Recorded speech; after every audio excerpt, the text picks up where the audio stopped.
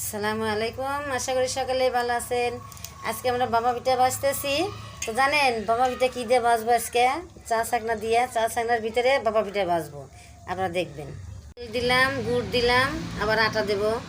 এই দেখছেন, এই যে দেখেন দিয়ে দিলাম, দেখছেন মাশাআল্লাহ। এখন রেখে দেব। যে পিঠাটা হয়ে গেছে, দেখছেন এই যে পিঠাটা হয়ে গেছে, এখন নামাবো। এই যে দেখবেন আমি ঢালতেছি,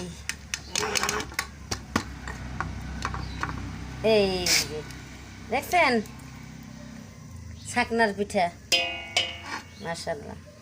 এই যে আমি ছোটোবেলায় আমার মা কিন্তু এত বড় বড় পিঠে ভেজে দিছে, আমরা খাইতাম, বুঝছেন। তো মা নাই, আজকে আমি সেই রকম পিঠা ভাজলাম, বাবা পিঠা। তো মার কথা আজকে আমার অনেক মনে পড়তেছে। আর যদি মা বেঁচে থাকতো তাহলে ঠিক এইভাবেই আমার পিঠা বানাই দিত শীতের দিনে, বুঝছেন। দেন কত বড় বড় পিঠা ভাজলাম, আমার মায়ের হাতের পিঠা এইরকমই হয়। আমি চাউলের গুঁড়োটা কিন্তু চালি নেই, বুঝছেন, চালা ছাড়াই বানাইতেছি, পিঠা অনেক সুন্দর হইতেছে।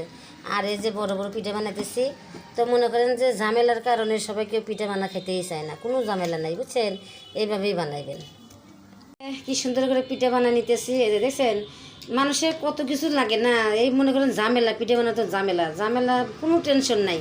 আপনারা যদি কিছু না পান, কোথাও যদি না পান, আপনারা এখন থেকে এই হলো চা ছাকনার ভিতরে পিঠা বানাবেন, বুঝছেন।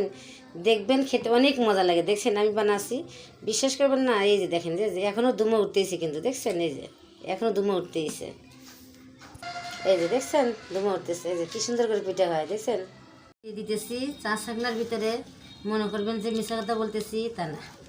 এই যে গুড় দিয়ে দিতেছি, গুড় দেবো, খেজুরের গুড়, বুঝছেন। শীতের দিনে খেজুরের গুড়ের পিঠা খেতে অনেক মজা লাগে। তারপরে এই যে নারকেল দিয়ে দিতেছি, তারপরে আবার গুঁড়ো দিয়ে দিব, দেখেন দেখছেন, এই যে মাশাআল্লাহ। যে পিঠা বানাইলাম, বাবা পিঠা বানাইলাম, আপনাদের দেখাচ্ছি আমি।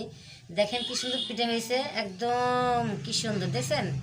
এই দেখেন মাশাআল্লাহ, আলহামদুলিল্লাহ, একটু কাঁচা নাই, একদম পারফেক্টভাবে হয়ে গেছে।